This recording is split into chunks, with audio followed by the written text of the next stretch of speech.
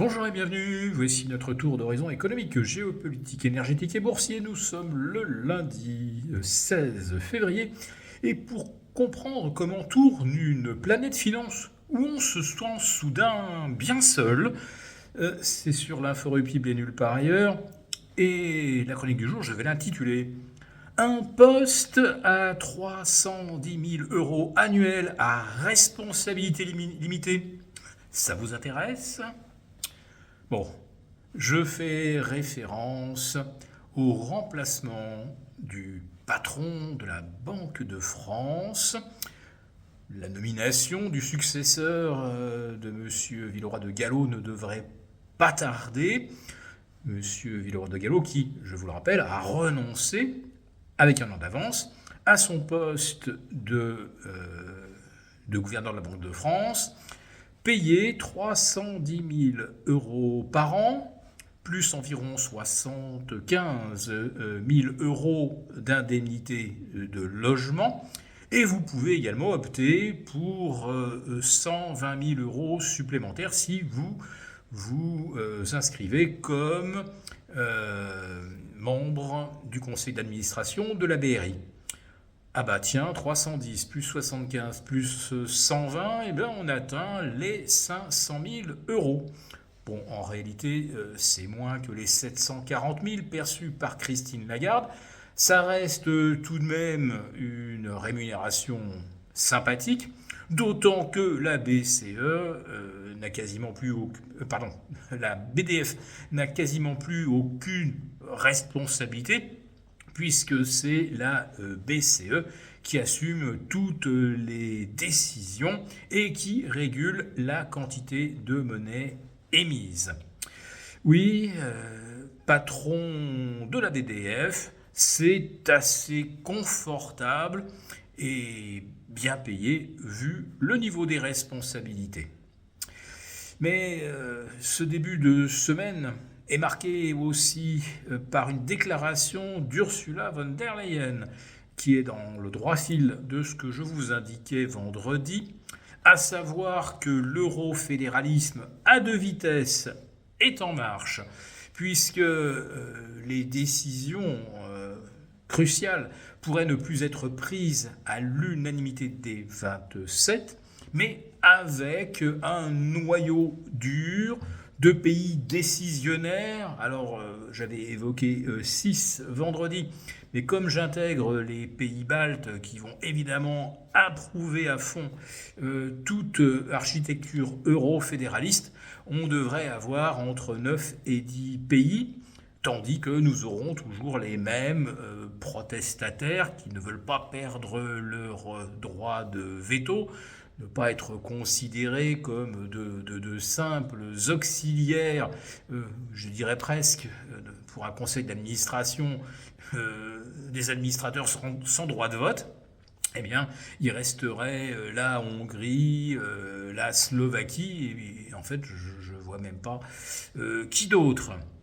Et donc, Ursula von der Leyen veut aller plus loin, elle, puisque, avec ce noyau de décideurs, on intégrerait l'Ukraine dès 2027, et une fois l'Ukraine intégrée dans l'euro, dans l'UE, avec ces procédures accélérées, eh bien, on ferait également jouer l'article 42 qui rend tous les pays de l'UE solidaires militairement, ce qui fait que si la guerre russo-ukrainienne peut encore se prolonger de 11 mois, eh bien l'Europe pourrait rentrer en guerre avec la Russie, ce qui est probablement le plan et le souhait des eurocrates, parce que pour masquer toute la gabegie et l'échec du modèle européen, et maintenant peut-être même certains dossiers extrêmement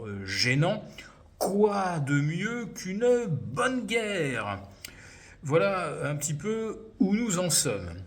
En ce qui concerne la solitude que j'évoquais dans le titre, eh bien, je ne vous parlerai pas beaucoup de marchés financiers aujourd'hui parce que la plupart sont fermés. Wall Street parce que c'est le President's Day, la bourse de Toronto parce que c'est le Family Day, et puis vous avez également une journée fériée à Taïwan. La bourse est fermée en Chine parce que c'est la Golden Week et le Nouvel An chinois. Et en Amérique du Sud, plus de la moitié des pays sont aujourd'hui off parce que c'est carnaval. Autrement dit, il ne reste que les places européennes qui jouent entre elles.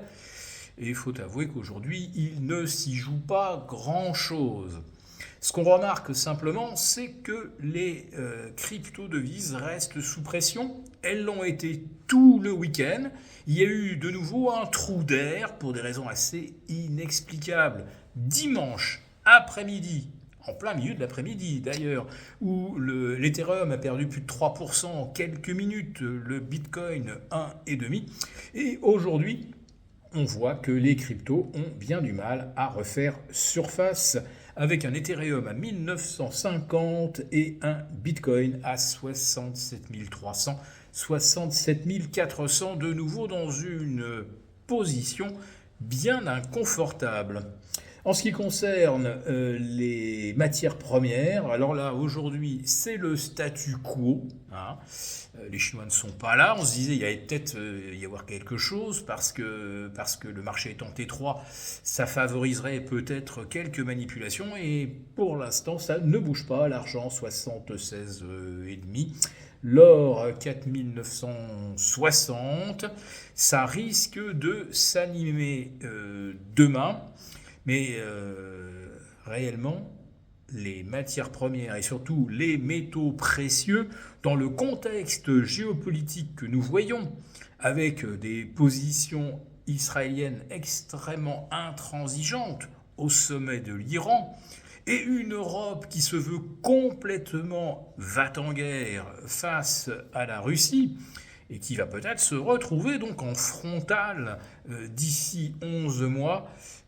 Franchement, pour les métaux précieux, la stratégie reste plus que jamais buy the dips. En ce qui concerne Wall Street, on ne peut rien faire aujourd'hui, mais demain on verra bien si le momentum commence à s'inverser, alors qu'on ne sera en fait qu'à 3 jours de la séance des 3 sorcières, et que certains espèrent pouvoir entériner un 10e mois de hausse consécutif. Voilà, il va falloir cravacher un petit peu, mais voilà l'enjeu, peut-être l'occasion de se couvrir à bon compte. Pour vous remercier de votre fidélité, vous pouvez télécharger gratuitement notre rapport spécial qui contient nos solutions pour préserver votre épargne face à la faillite économique de la France, laquelle met en danger votre épargne.